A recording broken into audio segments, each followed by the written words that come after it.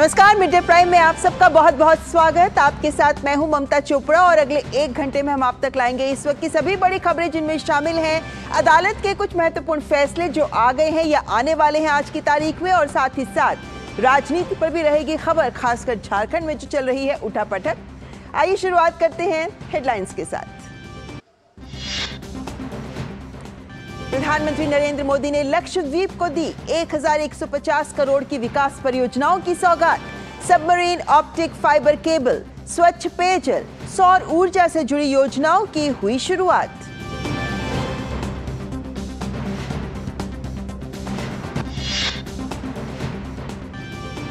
प्रधानमंत्री केरल के त्रिशूर में स्त्री शक्ति रैली को करेंगे संबोधित। 2 लाख से अधिक महिलाएं होंगी शामिल। त्रिशूर में रैली से पहले पीएम मोदी का रोड शो।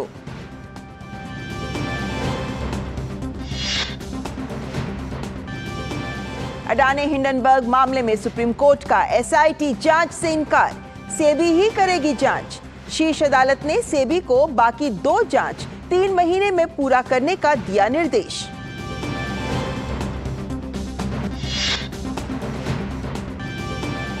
दिल्ली के मुख्यमंत्री अरविंद केजरीवाल ईडी के समक्ष पेश नहीं होने पर भाजपा ने किया हमला, कानून से भागने का लगाया आरोप।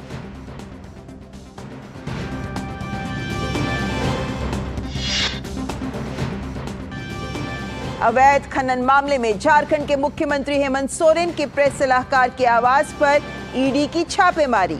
सोरेन ने आज शाम बुलाई झारखंड मुक्ति मोर्चा विधायक दल की अहम बैठक।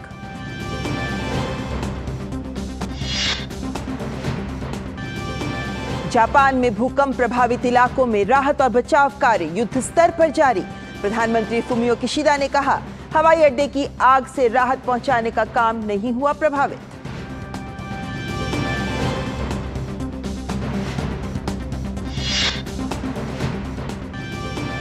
और भारत और दक्षिण अफ्रीका के बीच दूसरा और अंतिम टेस्ट मैच केप टाउन में आज से।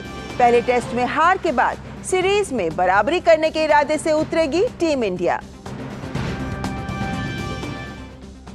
तो इन सुर्खियों के बाद आइए बड़ी खबर से करते हैं शुरुआत।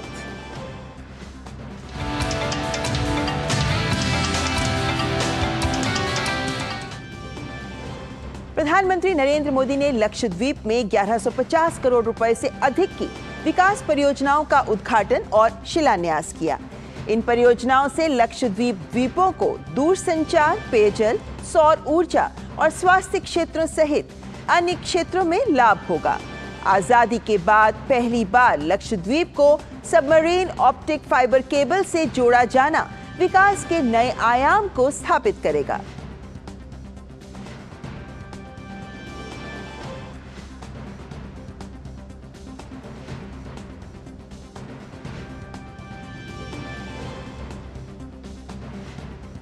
साल 2020 में आपको मैंने गारंटी दी थी कि 1000 दिन में आपको तेज इंटरनेट की सुविधा पहुंच जाएगी। आज Kochi Lakshadweep submarine optical fibre project का लोकार्पण हो गया है। अब लक्षद्वीप में भी 100 गुना अधिक स्पीड से इंटरनेट चल पाएगा। और प्रधानमंत्री ने सरकार की विभिन्न परियोजनाओं के लाभार्थियों को भी इस अवसर पर सम्मानित किया। पीएम ने लैपटॉप, छात्राओं के साइकिल, किसान क्रेडिट कार्ड, प्रधानमंत्री जन आरोग्य योजना कार्ड का वितरण किया। पीएम मोदी ने कहा कि सरकार लक्षद्वीप को पर्यटन के अंतरराष्ट्रीय नक्शे पर लाने का प्रयास कर रही है। पीएम ने कहा कि आजादी के अमृत काल में विकसित भारत के निर्माण में लक्षद्वीप की अहम भूमिका है।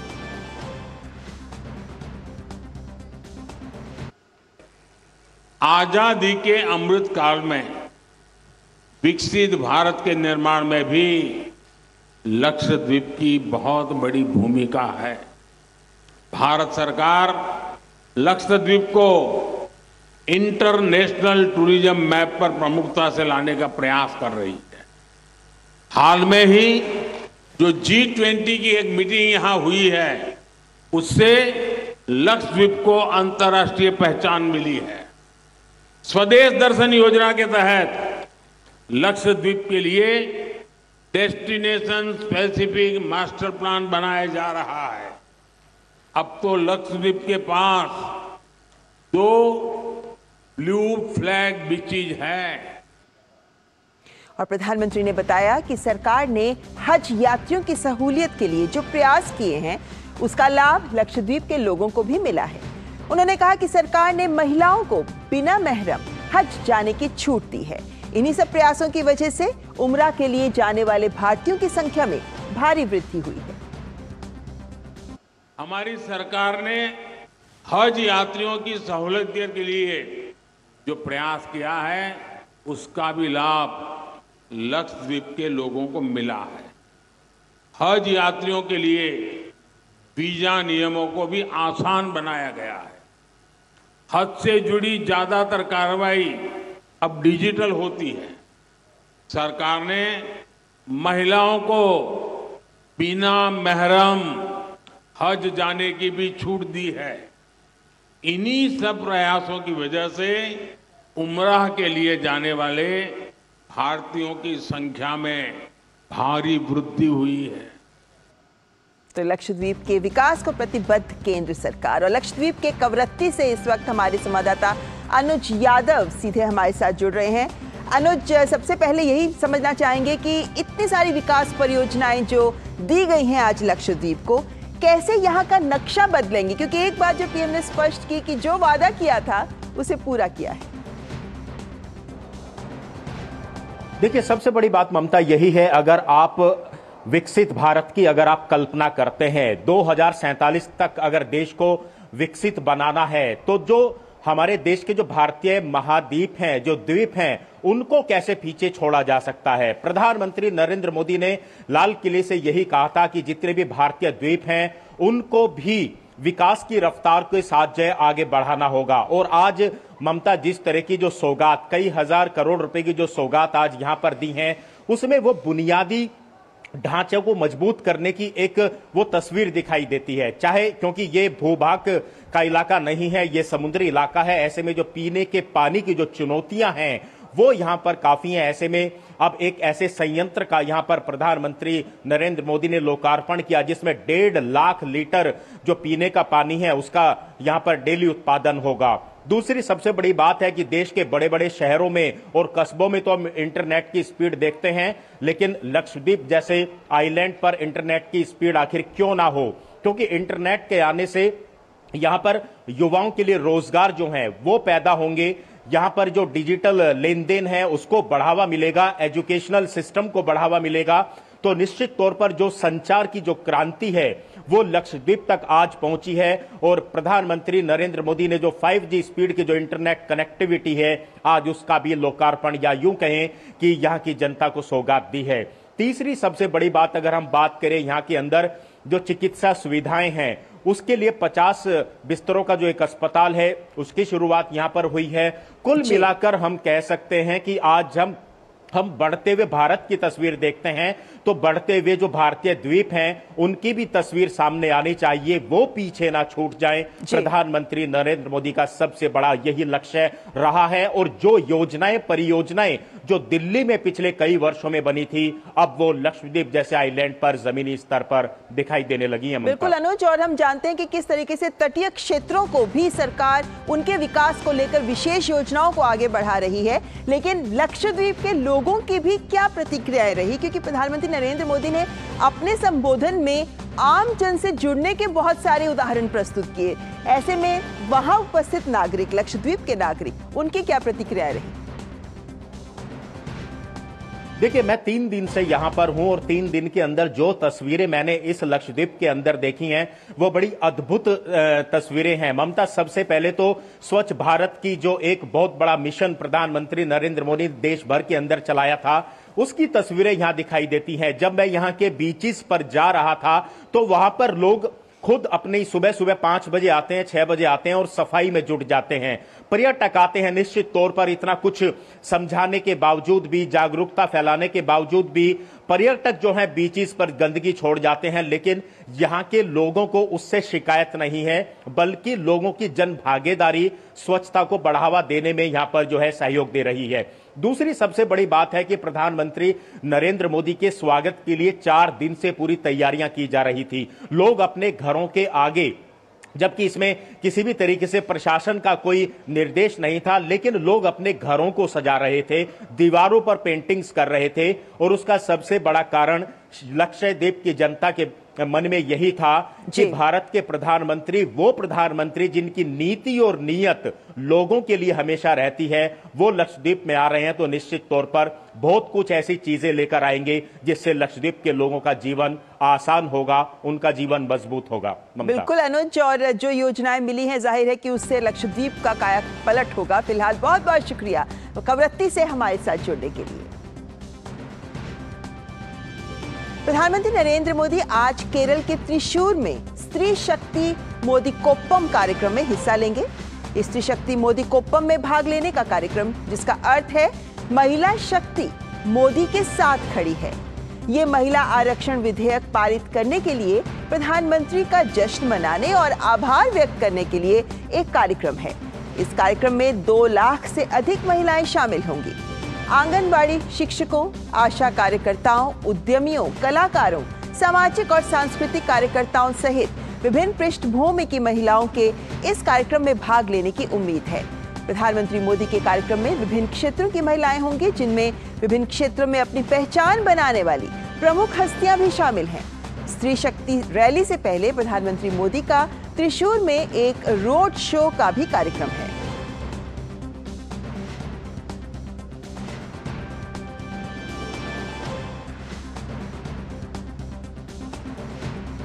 और इस वक्त हमारी संवाददाता आयशा खानम सीधे त्रिशूर से हमारे साथ जुड़ रही हैं। आयशा, त्रिशूर तो तैयार है पीएम के स्वागत के लिए, और जिस तरीके से वहां महिलाओं का कार्यक्रम है, ये किस तरह महिलाएं इंतजार में बैठी हैं प्रधानमंत्री के, कब तक प्रधानमंत्री के पहुंचने की उम्मीद है?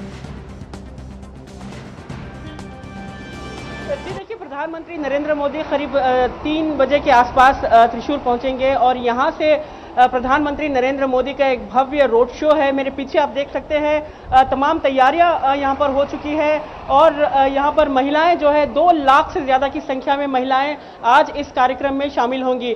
और मेरे पीछे जो मैदान है ये वडक्कुनाथम मंदिर का मैदान है, जहां पर त्रिशूरपुरम होता है। त्रिशूरपुरम विश्व का सबसे बेहतरीन उत्सव माना जाता है, सबसे पावन उत्सव यहाँ पर होता है।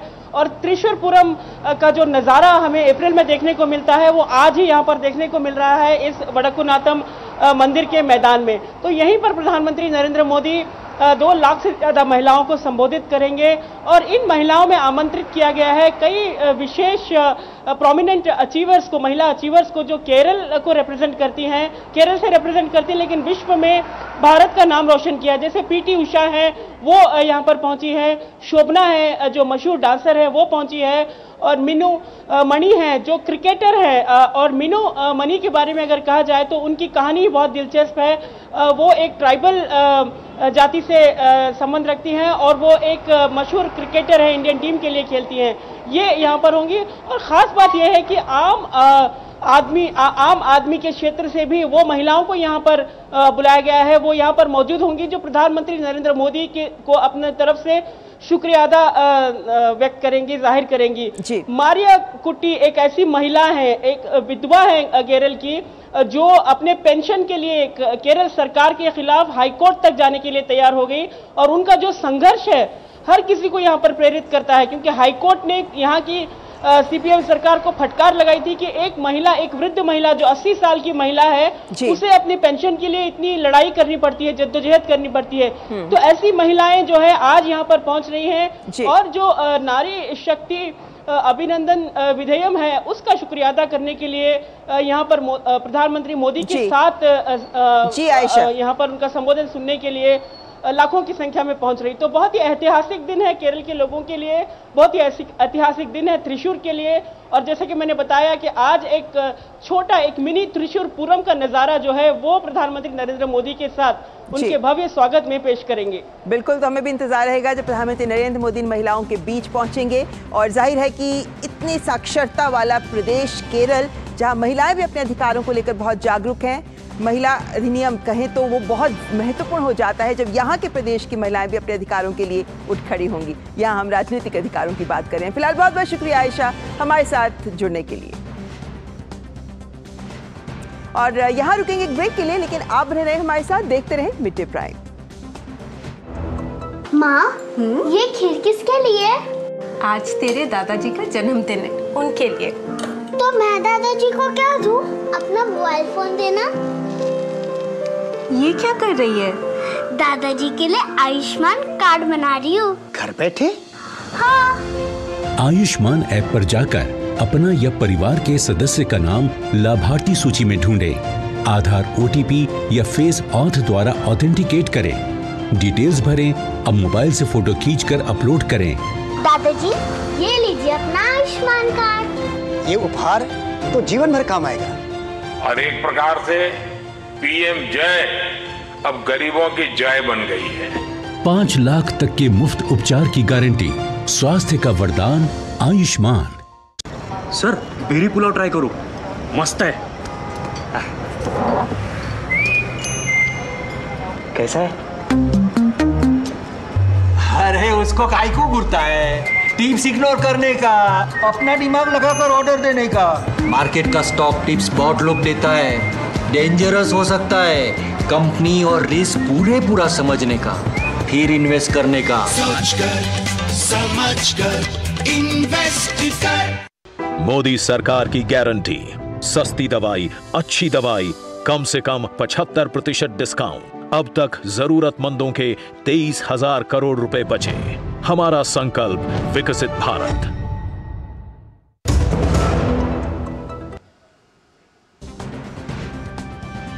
और ब्रेक के बाद मिड डे प्राइम में आइए बात करते हैं ताजा खबर की।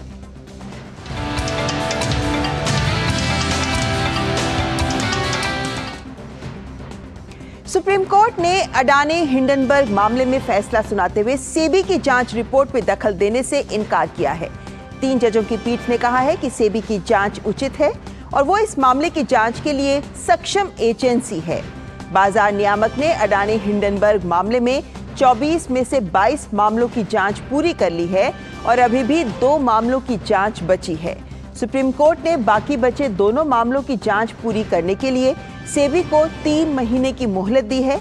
इससे पहले बीते 24 नवंबर को इस मामले की सुनवाई करते हुए अदालत ने मार्केट रेगुलेटर, सेबी की जांच और एक्सपर्ट्स कमेटी पर उठाए जा रहे सवालों को नकारते हुए अपना फैसला सुरक्षित रखा था।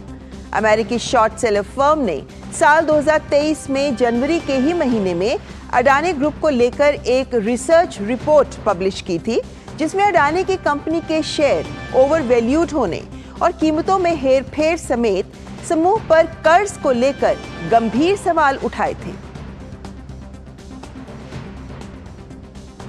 Have been raised in the Hindenburg report that has caused a severe damage in the share market, and there were several investors who have lost their money.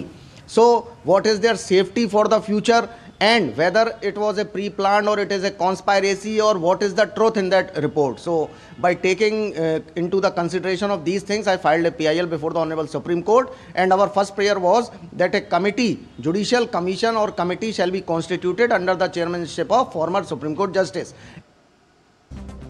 तो अडानी ग्रुप के चेयरमैन गौतम अडानी ने सोशल मीडिया प्लेटफॉर्म एक्स पर सर्वोच्च न्यायालय के फैसले का स्वागत किया है। उन्होंने लिखा, माननीय सर्वोच्च न्यायालय के निर्णय से पता चलता है कि सत्य की जीत हुई है। सत्यमेव जयते। मैं उन लोगों का आभारी हूं जो हमारे साथ खड़े रहे। भारत की विकास गाथा में हमारा विनम्र योगदान जारी रहेगा।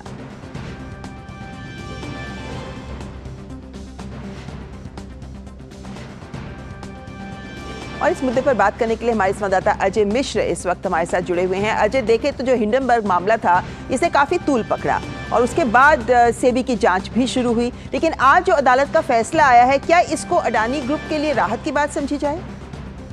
उससे भी बड़ी बात यह है ममता जी कि ये हिंडनबर्ग के लिए उसकी खुद की विश्वसनीयता, उसकी खुद की साख के लिए एक बड़ा धब्बा, एक बड़ा धक्का आप कह सकते हैं। क्लीन चिट एक तरह से दी जा चुकी है।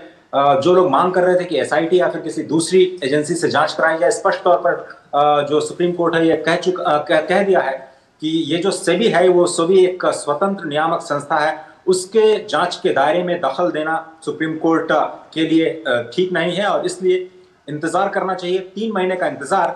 लेकिन हिंडनबर्ग ने खुद अपनी रिपोर्ट के बाद जो निवेशक रिसर्च रिपोर्ट उसकी इस्तेमाल करते हैं, उन्होंने खुद इसमें पैसे बनाए और निवेशकों का एक भारी धन यहां पर डूबा।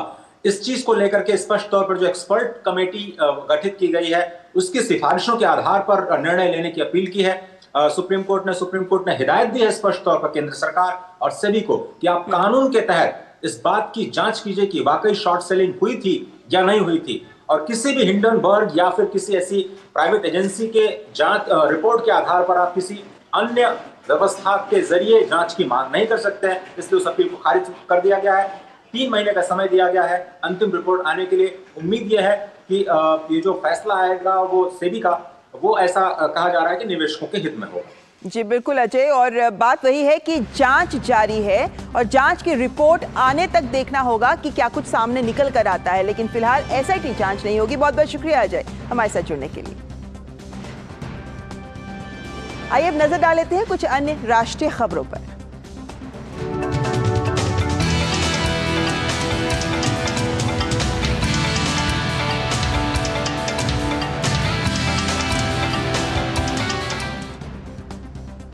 अवैध खनन मामले में झारखंड के मुख्यमंत्री हेमंत सोरेन के प्रेस सलाहकार अभिषेक प्रसाद उर्फ पिंटू के आवास पर ईडी की छापेमारी जारी है। अभिषेक प्रसाद के आवास और साहिबगंज उपायुक्त के आवास समेत 12 ठिकानों पर तलाशी ली जा रही है। उधर झारखंड के मुख्यमंत्री हेमंत सोरेन भी प्रवर्तन निदेशालय के निशाने पर हैं। ईडी सोरेन को 7 समन जारी कर चुकी है, लेकिन एक बार भी वो ईडी के सामने पेश नहीं हुए। इस बीच आज हेमंत सोरेन ने मुख्यमंत्री आवास पर झारखंड मुक्ति मोर्चा विधायक दल की बैठक बुलाई है। इसकी अध्यक्षता स्वयं सीएम हेमंत सोरेन करेंगे। झारखंड में सीएम चेहरा बदलने को लेकर भी तमाम अटकलें लगाई जा रही हैं। भाजपा ने दावा किया है कि वर्तमान सीएम अपनी पत्नी को मुख्यमंत्री बना सकते हैं। दरअसल झारखंड में भूमाफियाओं ने अवैध तरीके से जमीन के मालिकाना हक में बदलाव किया और पूरी जमीन हड़प ली।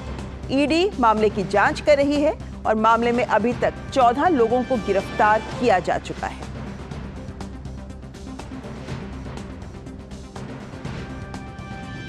उधर भाजपा प्रवक्ता प्रतुल शाहदेव ने झारखंड के मुख्यमंत्री हेमंत सोरेन पर निशाना साधा।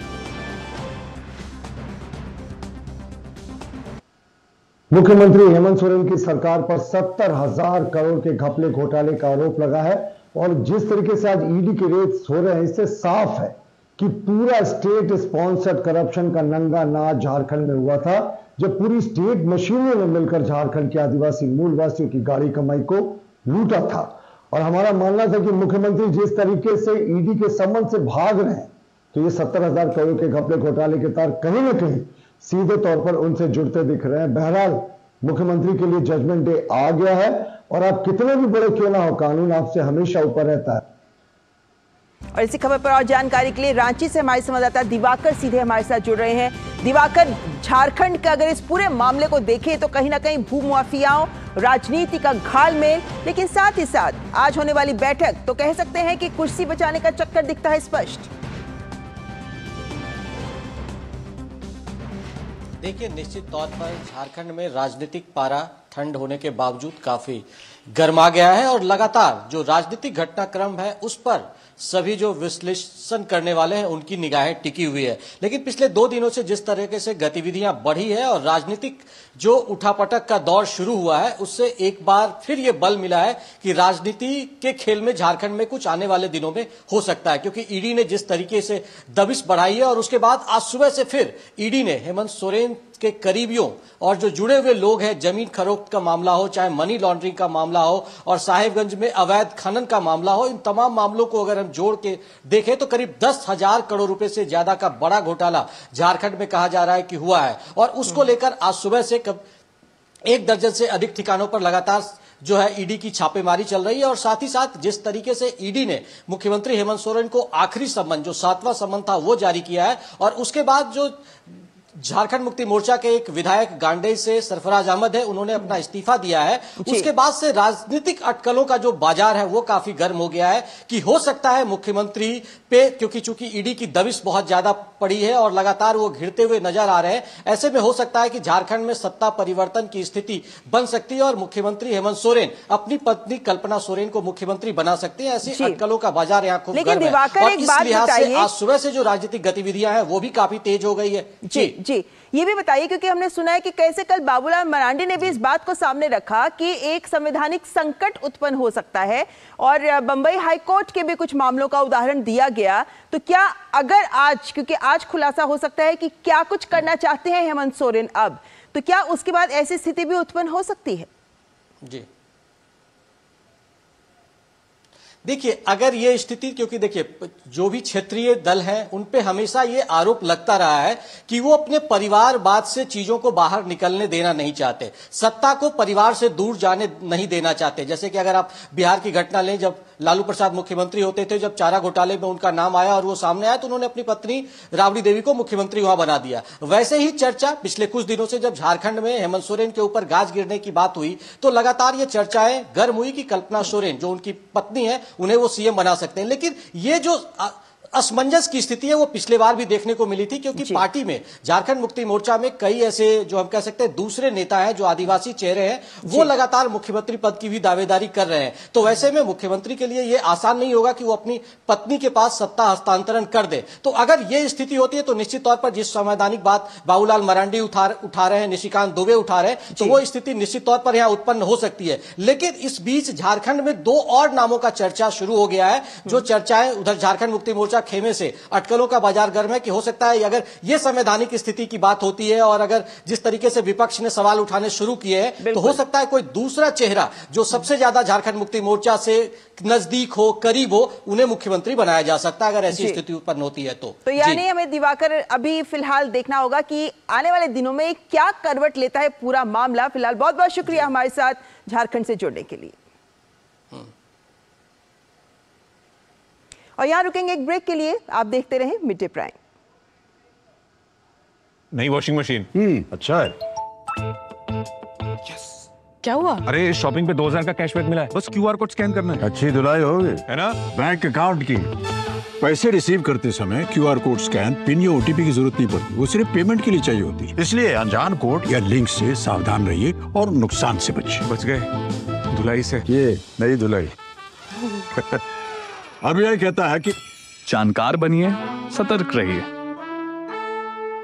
तुम्हें पता है इन्वेस्टर्स के लिए कि इन्वेस्टर प्रोटेक्शन फंड होता है IPF, लेकिन अगर तुम्हारा ट्रेड एक्सचेंज पर एग्जीक्यूट नहीं हुआ या फिर कोई गारंटीड रिटर्न्स वाली स्कीम है तो ये IPF आपकी मदद नहीं कर सकता है। और अगर आपका ब्रोकर ही डिफॉल्टर बन जाए तो फिर IPF आपको कॉम्पेंसेशन दिला सकता है। कहां से सीखा? NSE की साइट पर। सोच कर समझ कर इन्वेस्ट कर।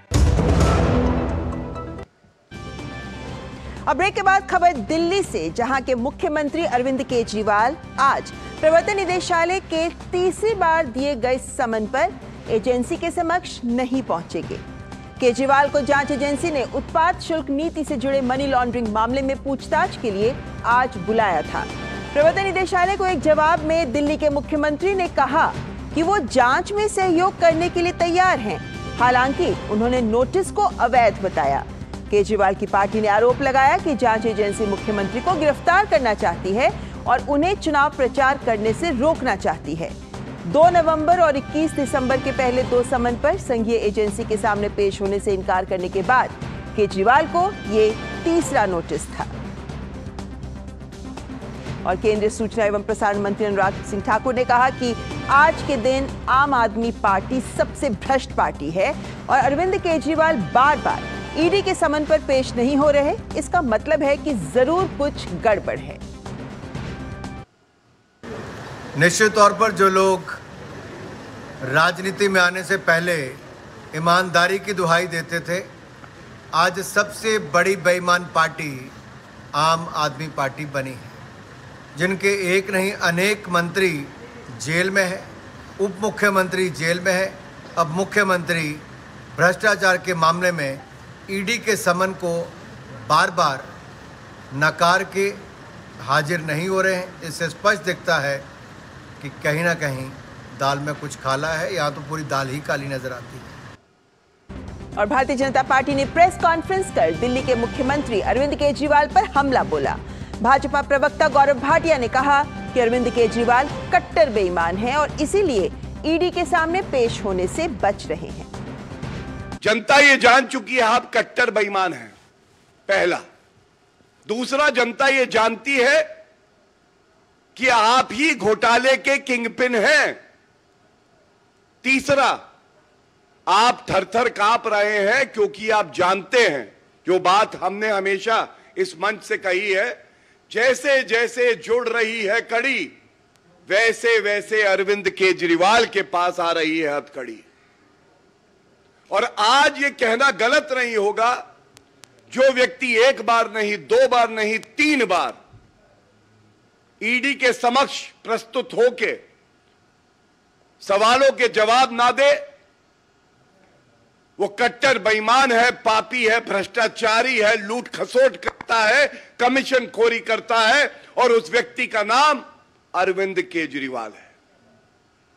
और इस खबर पर और ज्यादा जानकारी के साथ हमारे संवाददाता राजेश राज सीधे हमारे साथ जुड़ रहे हैं। राजेश, तीसरी बार भी ईडी के समन पर पेश ना होना क्या ये नहीं दिखाता कि कहीं ना कहीं केजरीवाल पर ईडी का शिकंजा कसता नजर आ रहा है?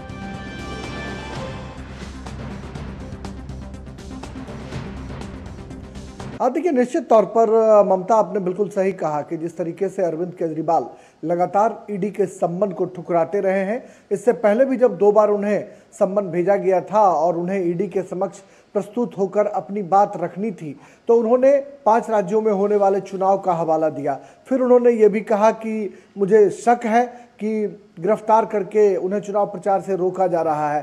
फिर एक तरह की बातें ये भी सामने आई कि आखिर सम्मन भेजने का औचित्य क्या है, और इसी बात का हवाला गौरव भाटिया, जो सुप्रीम कोर्ट में लॉयर भी हैं और भारतीय जनता पार्टी के राष्ट्रीय प्रवक्ता हैं, उन्होंने साफ तौर पर कहा कि ईडी या किसी भी जांच एजेंसी के द्वारा जब नोटिस या सम्मन भेजा जाता है तो इसमें इस बात का उल्लेख बिल्कुल नहीं होता कि आपको जांच एजेंसी किस आधार पर बुला रही है। आप सरकारी गवाह हो सकते हैं, आप उसमें जो है मुख्य पक्ष हो सकते हैं, विपक्ष हो सकते हैं।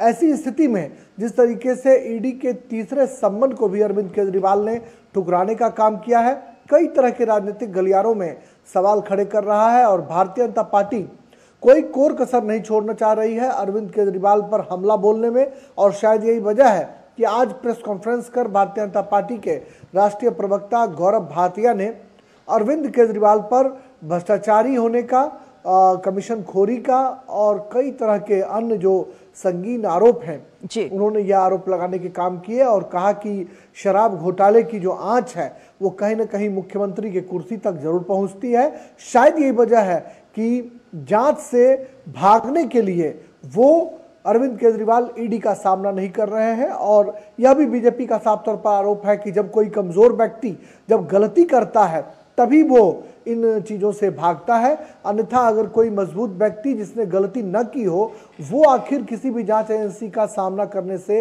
क्यों भागेगा। राजेश, हमने देखा कि किस तरीके से झारखंड में भी हेमंत सोरेन को 7 समन ईडी की तरफ से भेजे गए, वो पेश नहीं हुए। केजरीवाल को 3 समन भेजे गए, वो भी पेश नहीं हुए। लेकिन इसके आगे अब क्या प्रक्रिया आगे चल सकती है? क्या अब और समन भेजे जा सकते हैं केजरीवाल को, या फिर विकल्प केजरीवाल के पास भी क्या है, विकल्प ईडी भी क्या प्रयोग कर सकती है?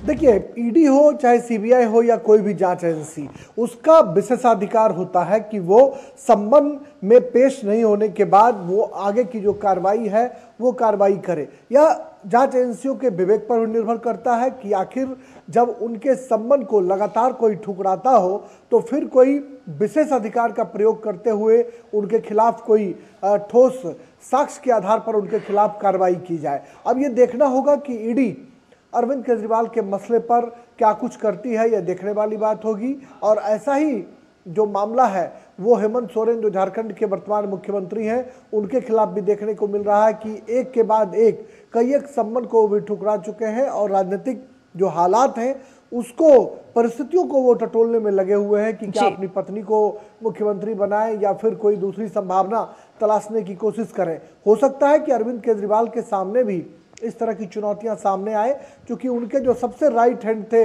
मनीष सिसोदिया वो जेल में हैं, संजय सिंह जेल में हैं, अन्य कई मंत्री जो हैं वो भ्रष्टाचार का आरोप झेल रहे हैं। ऐसे में देखना होगा कि अरविंद केजरीवाल राजनीतिक सूझबूझ दिखाते हुए क्या स्टेप लेते हैं और ईडी उनके खिलाफ क्या आगे कार्रवाई करती है। लेकिन ये जरूर बात है राजेश कि भ्रष्टाचार को गंभीरता से देखा जाना चाहिए और इसीलिए जो भ्रष्टाचार में सामने आ रहे हैं या ईडी की जांच में जिनको बुलाया जा रहा है उन पर भी गौर किया जाना चाहिए कि आखिर क्या आरोप उनके ऊपर लगाए जा रहे हैं। फिलहाल बहुत बहुत शुक्रिया हमारे साथ जुड़ गई तमाम जानकारी साझा करने के लिए राजेश राज हमारे संवाददाता। फिलहाल रुक कर लेते हैं अगली खबर का। 2024 में मिलकर चुनावी ताल ठोकने का दावा कर रहे इंडी गठबंधन ने अलग अलग दलों के बीच नाराजगी दूर करना उनके लिए एक बड़ी चुनौती बनी हुई है और इसे लेकर बैठकें भी लगातार चल रही हैं।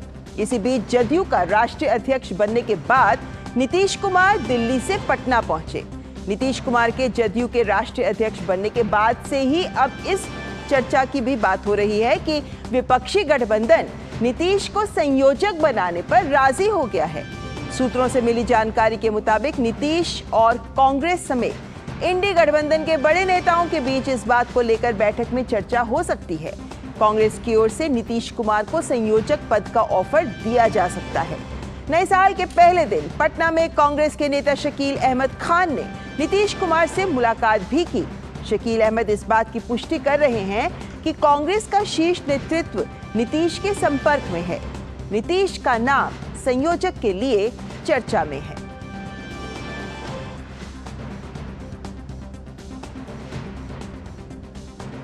प्रधानमंत्री नरेंद्र मोदी ने दक्षिण भारतीय फिल्मों के अभिनेता थिरु विजयकांत जी के निधन पर गहरा शोक व्यक्त करते हुए एक आर्टिकल साझा किया है। प्रधानमंत्री ने थिरु विजयकांत जी को श्रद्धांजलि देते हुए लिखा कि वास्तव में वे सभी के लिए एक कप्तान थे जिन्होंने अपना जीवन दूसरों की भलाई में लगा दिया। व्यक्तिगत रूप से कैप्टन एक बहुत ही प्रिय मित्र थे, ऐसे व्यक्ति जिनके साथ मैंने कई अवसरों पर निकटता से बातचीत की और काम किया। प्रधानमंत्री ने लिखा, कैप्टन बहुआयामी व्यक्तित्व के धनी थे। भारतीय सिने जगत में बहुत कम सितारों ने विजयकांत जी जैसी अमिट छाप छोड़ी है। उनके प्रारंभिक वर्षों और सिनेमाई कार्यों से प्रेरित होने के लिए बहुत कुछ है। प्रधानमंत्री ने लिखा कि साधारण शुरुआत से लेकर तमिल सिनेमा की ऊंचाइयों तक का उनका सफर सिर्फ स्टारडम की कहानी नहीं है, बल्कि अथक प्रयास और अटूट समर्पण की कहानी है। उन्होंने प्रसिद्धि के लिए सिनेमा की दुनिया में कदम नहीं रखा। उनकी यात्रा जुनून और दृढ़ता से प्रेरित थी। उनकी प्रत्येक फिल्म ने न केवल मनोरंजन किया, बल्कि अपने समय के सामाजिक लोकाचार को भी दर्शकों के व्यापक वर्ग के साथ गहराई से जोड़ा। साथ ही थिरु विजयकांत जी द्वारा फिल्मों में निभाई गई भूमिका की प्रशंसा करते हुए प्रधानमंत्री ने लिखा कि कैप्टन की भूमिकाएं आम नागरिक के संघर्षों के बारे में उनकी गहरी समझ को उजागर करती हैं। प्रधानमंत्री ने उनके ग्रामीण जीवन और संस्कृति के प्रति प्रेम को विशेष रूप से उजागर किया और लिखा कि थिरु विजयकांत का अपार प्रसिद्धि पाने और दुनिया भर में यात्रा करने के बाद भी ग्रामीण जीवन और पारंपरिक लोकाचार के प्रति उनका प्रेम बना रहा।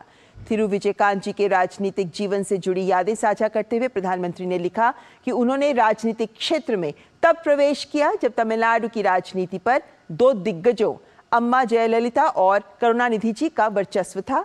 ऐसे संदर्भ में तीसरा विकल्प प्रस्तुत करना अद्वितीय था।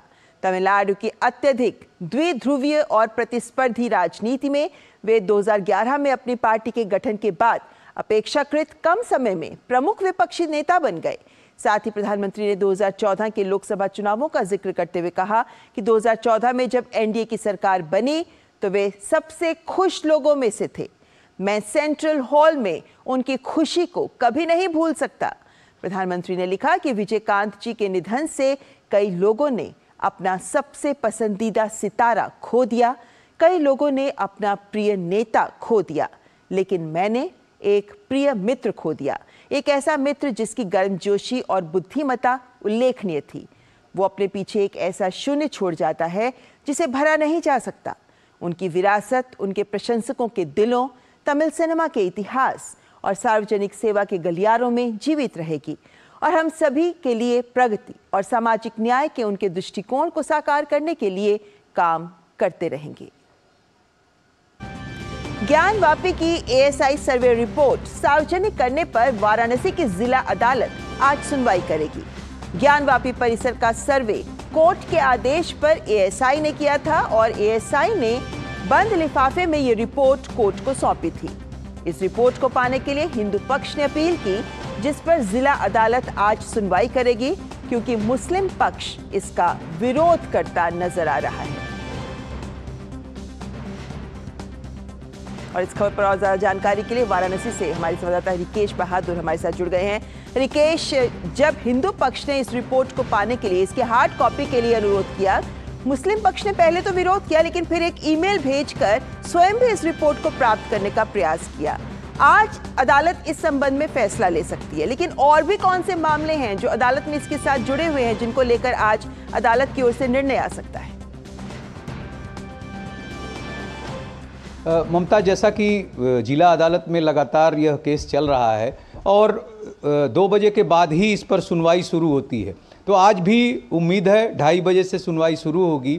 और जैसा आप बता रही थी कि पहले मुस्लिम पक्ष ने विरोध किया, फिर मेल डाला और उन्होंने ये रिक्वेस्ट की है अदालत से कि एक शपथ पत्र लेकर दोनों पक्षों को जो हार्ड कॉपी है वो दी जाए और इसके साथ कि ये मीडिया में लीक ना हो, क्योंकि इसके पहले जो एएसआई का जब सर्वे शुरू हुआ तो जितने भी मीडिया चैनल्स हैं उनके लोग गेट नंबर 4 ज्ञानवापी का जो विश्वनाथ धाम का गेट है उसके बाहर खड़े होकर मीडिया रिपोर्टिंग कर रहे थे और तरह तरह के वीडियोस बाहर आने लगे, भ्रामक खबरें फैलने लगी। इसको इन लोगों ने कोर्ट के दृष्टि में डाला है। और इसके अलावा जो आज फैसला आ सकता है उस पर एक व्यास जी का तहखाना ज्ञानवापी परिसर में था, जो 92 में जब बैरिकेड किया गया तो उसको बंद कर दिया गया। तो उनके जो वंशज हैं उन्होंने कोर्ट से अपील की है कि वो जो उनका तहखाना है उसको लेकर उसको जिलाधिकारी को सौंप दिया जाए और जो पूजा पाठ चलता था उसको निरंतर जारी रखा जाए, फिर से शुरू किया जाए। एक और मामला है जिसमें वजूखाने को जो सील कर दिया गया था, जो हिंदू पक्ष ने उसमें कोर्ट कमिश्नर ने जब सर्वे किया था तो उसको शिवलिंग माना और इस कारण से उसको सुप्रीम कोर्ट ने भी कहा था कि उसको सील कर दिया जाए। तो उसमें मछलियां थी, जो मछलियां मर गई हैं। हिंदू पक्ष ने कोर्ट से रिक्वेस्ट करी है सुप्रीम कोर्ट में और यहाँ भी उस पर सुनवाई हो सकती है, क्योंकि जिला अदालत के संज्ञान में है, तो उस पर भी सुनवाई हो सकती है कि जो मछलियां मर गई हैं, बदबू फैल रही है। इस मामले पर हरिकेश देखना होगा कि अदालत इस मामले को लेकर क्या अपना फैसला सुनाती है। फिलहाल शुक्रिया हमारे साथ जुड़ने के लिए। और मिड डे प्राइम में यहाँ वक्त एक और ब्रेक। तुम्हें पता है इन्वेस्टर्स के लिए कि इन्वेस्टर प्रोटेक्शन फंड होता है IPF, लेकिन अगर तुम्हारा ट्रेड एक्सचेंज पर एग्जीक्यूट नहीं हुआ या फिर कोई गारंटीड रिटर्न्स वाली स्कीम है तो ये IPF आपकी मदद नहीं कर सकता है। और अगर आपका ब्रोकर ही डिफॉल्टर बन जाए तो फिर IPF आपको कॉम्पेंसेशन दिला सकता है। कहां से सीखा? NSE की साइट पर। सोच कर समझ कर इन्वेस्ट कर। और मिड डे प्राइम में आइए अब आपको लिए चलते हैं रामनगरी अयोध्या।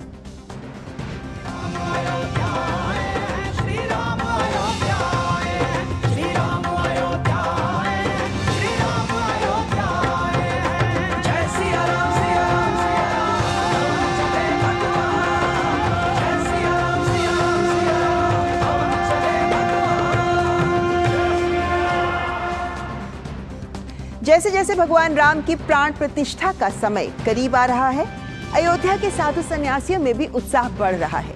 साथ ही अयोध्या और आसपास के इलाकों में सामाजिक और आर्थिक विकास भी दिख रहा है। इन्हीं सब मुद्दों पर हमारे संवाददाता चंद्रशेखर जोशी ने बात की अयोध्या के प्रसिद्ध हनुमानगढ़ी मंदिर के महंत राजू दास से।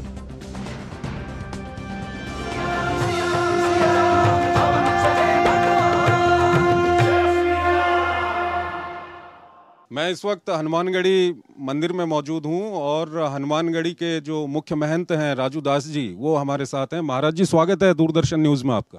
महाराज जी, अब 22 तारीख को भगवान राम की प्राण प्रतिष्ठा होगी, उससे पहले यहाँ पर उत्साह बढ़ गया है, पूरा अयोध्या बदल गया है, क्या कुछ कहेंगे? क्योंकि आप लंबे समय से यहाँ पर हैं, तो आप बता सकते हैं कि क्या कुछ बदलाव देख रहे हैं? यहाँ ही नहीं, पूरे अपितु पूरे विश्व में जो सनातन को मानने वाले हैं, सनातन संस्कृति को मानने वाले हैं, जिनके भी मन में भगवान राम के प्रति आस्था है, निष्ठा है, विश्वास है, उनके मन में एक अलग सी ऊर्जा उत्पन्न हो गई है। भूतो न भविष्यति कल्पना हमारे पूर्वजों ने किया था और रास्ता देखते देखते अपने प्राणों की उन लोगों ने आहुति दे दिया। एक दिन नहीं, 500 वर्ष के संघर्ष के बाद, इतनी त्याग, इतनी तपस्या, इतने समर्पण के बाद ये पल, ये क्षण, ये अवसर हम सबको मिल रहा है। ये जो इसका फर्क आ रहा है, जो पूरा बदलाव देख रहे हैं आप, देश भर से, विदेशों से लोग यहाँ पर पहुँच रहे हैं, आप भगवान राम का जो वैभव है, भारत का जो वैभव है, वो दुनिया में किस तरह से जाते हुए देखते हैं? मैं आभार व्यक्त करता हूँ देश के यशस्वी प्रधानमंत्री मोदी जी का। महाराजा विक्रमादित्य के रूप में इनका मुझको लगता है अवतार है। विवेकानंद के रूप में पूज्य योगी आदित्यनाथ जी महाराज, जो प्रधानमंत्री जी का विजन, यह देश सनातन संस्कृति वाला देश है। जो सनातन ये सिखाता हो, सर्वे भवन्तु सुखिनः, सर्वे सन्तु निरामया, विश्व बंधुत्व के साथ और वसुदेव कुटुंबकम के साथ जब हम आरती करते हैं, पूजा करते हैं, हम साधु हैं, किसी राजनीति से कोई वास्ता नहीं, संतों का होता है। मंदिर में बोला जाता है आरती के बाद, धर्म की जय हो, अधर्म का नाश हो, प्राणियों में सद्भाव हो, विश्व का कल्याण हो। यह भाव सनातन सिखाता है। भगवान राम की व्यापकता कण कण में, हर जन के मन में भगवान राम के प्रति अपार श्रद्धा और विश्वास तो कल्पना नहीं किसी ने किया था। महाराज जी, इसका जो आम जनमानस पर फर्क पड़ रहा है, जो यहाँ पर आर्थिक विकास हो रहा है, लोगों को काफी फायदा हो रहा है, इसको आप किस तरह से देखते हैं? मैं बोलूँगा तो लोगों को पेट में दर्द होना शुरू हो जाएगा। उनसे मेरा सवाल है, जो कहते थे यार क्या फालतू वाली बात करते हो, मंदिर से क्या लेने देना, मंदिर खाने देता है क्या? वहाँ सुलभ कॉम्प्लेक्स बना दो, हॉस्पिटल बना दो, विश्वविद्यालय बना दो। विश्वविद्यालय भी बनना चाहिए, हॉस्पिटल भी बनना चाहिए, अनाथालय भी बनना चाहिए, शौचालय भी बनना चाहिए। मोदी जी ने किया, हर व्यक्ति को शौचालय बना के दिया, विश्वविद्यालय बनाया, हॉस्पिटल बनाया। आप प्रत्यक्ष किम प्रमाणम 2 दिन पहले आए थे, आप देखिए दुनिया के सबसे खूबसूरत अयोध्या रेलवे स्टेशन। पूछना चाहता हूं उन लोगों से, पहले उन्होंने क्यों नहीं बनाया? आज मोदी जी को बनाना पड़ गया। 70 वर्ष से आप थे, एक दिन से नहीं थे।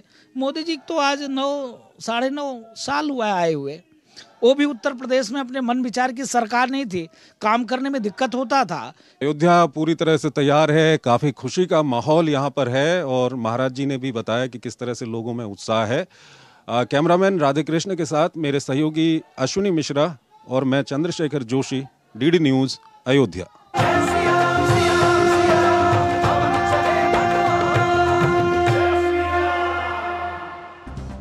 तो बदल रही है अयोध्या और अयोध्या से हमारे संवाददाता चंद्रशेखर जोशी सीधे हमारे साथ जुड़ रहे हैं। चंद्रशेखर, जो लोग अयोध्या पहले जा चुके हैं वो अब तुलना करने लगे हैं तब और अब की अयोध्या। आप स्वयं वहां उपस्थित हैं, मौजूद हैं, ये बताइए हमें कि कैसे एक वैश्विक पर्यटन, आस्था का वैश्विक पर्यटन स्थल के रूप में उभर रही है अयोध्या।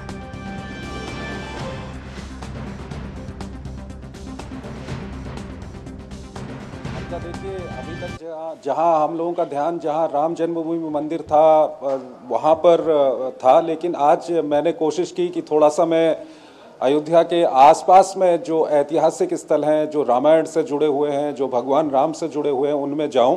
तो इस वक्त पर मैं खुद दशरथ जी की समाधि पर यहाँ पर मौजूद हूँ। यहाँ पर दशरथ जी की समाधि भी है और यहाँ पर भी अब पर्यटक आ रहे हैं। ये बदलाव अयोध्या के अंदर है। यहाँ पे एक महाराज जी मौजूद हैं, इनसे मैं बातचीत करूँगा। काफ़ी ठंड भी आज अयोध्या में पड़ रही है।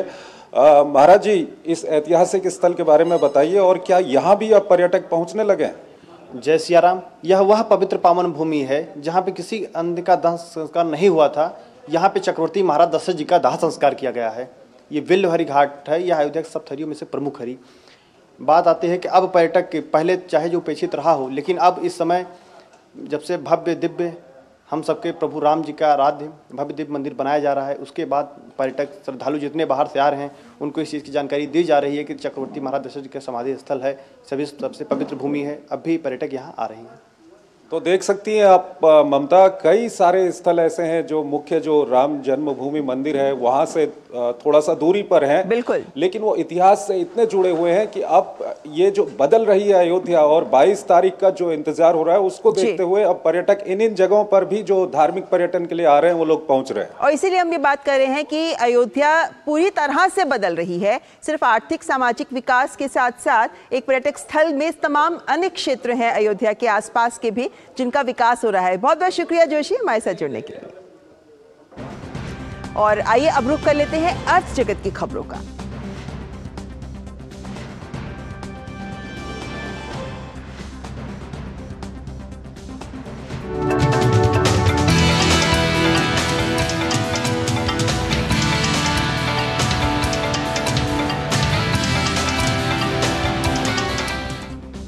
सप्ताह के तीसरे कारोबारी दिन आज भारतीय शेयर बाजार गिरावट के साथ खुले। कारोबार की शुरुआत में सेंसेक्स 59 अंक की गिरावट के साथ 71,832 के स्तर पर और निफ्टी भी 47 अंक की गिरावट के साथ 21,618 के स्तर पर खुला। फिलहाल की बात करें तो अब से कुछ देर पहले सेंसेक्स 341 अंक की गिरावट के साथ 71,550 के स्तर पर और निफ्टी 99 अंक की गिरावट के साथ 21,566 के स्तर पर कारोबार करता नजर आया। कल की बात करें तो कारोबार के आखिर में सेंसेक्स और निफ्टी दोनों लाल निशान के साथ बंद हुए थे। केंद्रीय मंत्री हरदीप सिंह पुरी ने दिल्ली में कहा है कि भारत एकमात्र ऐसा देश है जहां तमाम चुनौतियों के बावजूद ऊर्जा की खुदरा कीमतें वास्तव में कम हुई हैं। हरदीप सिंह पुरी ने कहा कि प्रधानमंत्री के दूरदर्शी नेतृत्व के कारण हम ऐसा कर पा रहे हैं। मोदी जी का जो भारत है, it's is the only country in the world जहां पे in spite of all the difficulties that have been there on the global front, prices of energy at the retail point have actually come down. आइए रुख कर लेते हैं अंतर्राष्ट्रीय खबरों का।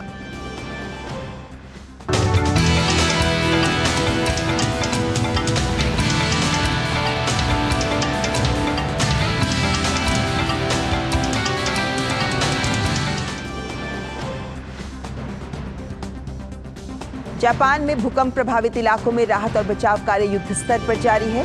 130 लोगों को मलबे से सुरक्षित निकाले जाने की खबर आ रही है। हालांकि कुछ रास्ते मलबे के कारण जाम हैं और भूकंप प्रभावित इलाकों में पहुंचना फिलहाल मुश्किल हो रहा है। जापान के प्रधानमंत्री फुमियो किशिदा ने कहा है कि टोक्यो के हानेडा हवाई अड्डे पर हुए विमान हादसे के बाद से भूकंप प्रभावित इलाकों में राहत सामग्री पहुंचाने का काम प्रभावित नहीं हुआ है। इसके अलावा उन्होंने खराब मौसम और आने वाले समय में और भूकंप के खतरों को देखते हुए लोगों से सुरक्षा का ध्यान रखने पर काम करने को कहा है।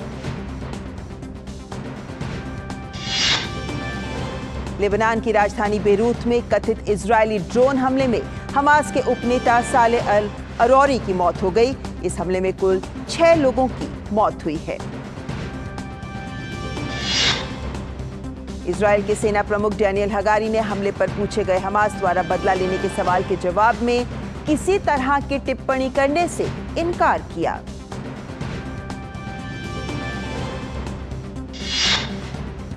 संयुक्त राष्ट्र ने बेरूत में इजरायल के कथित हमले को काफी चिंताजनक बताया है।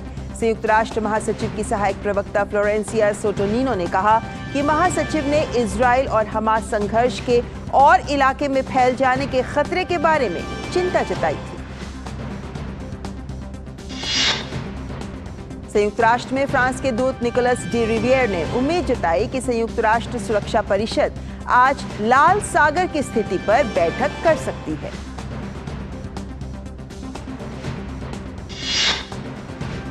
रूस ने यूक्रेन के 2 सबसे बड़े शहरों कीव और खार्कीव पर मिसाइलों और ड्रोन से हमला किया, जिनमें 5 लोगों की मौत हो गई। इन हमलों में 135 अन्य लोग घायल हुए हैं। हमले से बड़े पैमाने पर क्षति पहुंची है।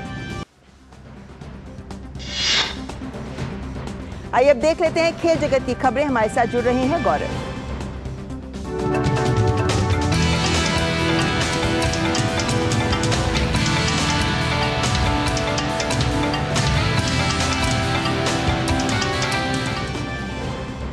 तो गौरव, क्या कुछ है खास आज खेल प्राइम में?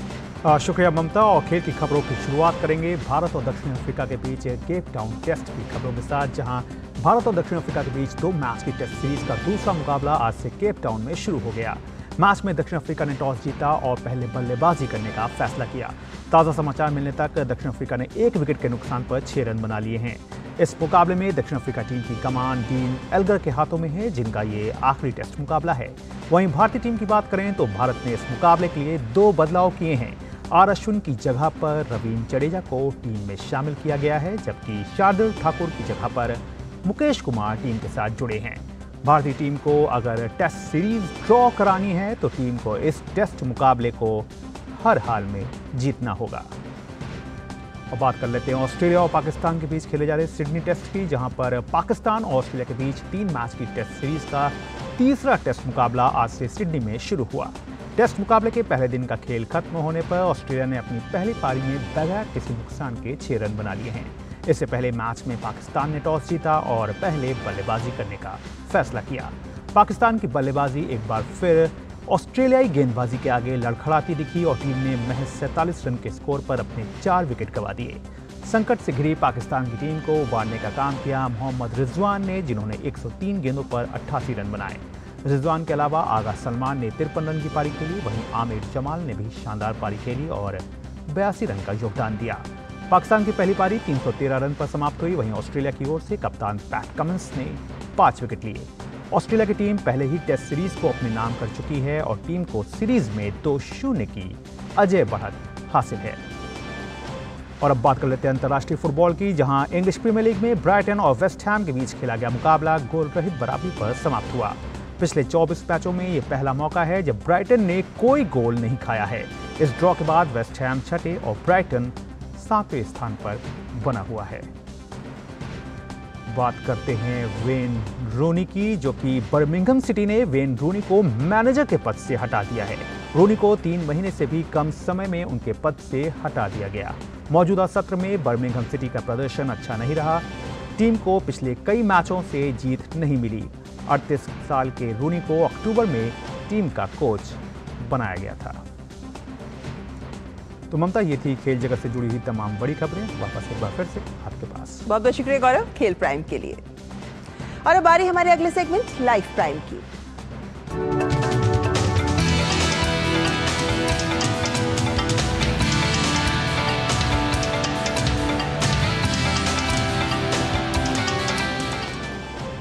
लाइफ प्राइम में हम आपको दिखा रहे हैं सैंड आर्टिस्ट बाबू एडकुन्नी द्वारा रेत से बनाई गई प्रधानमंत्री नरेंद्र मोदी की 51 फीट ऊंची अनोखी पेंटिंग। इस पेंटिंग की खास बात यह है कि इसे बनाने में गुजरात सहित 51 क्षेत्रों की रेत का उपयोग किया गया है।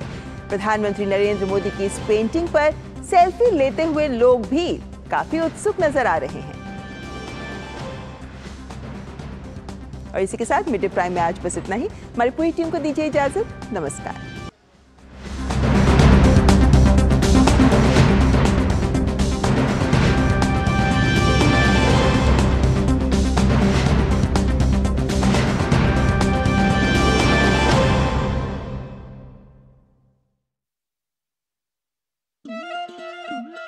दूरदर्शन लेकर आ रहा है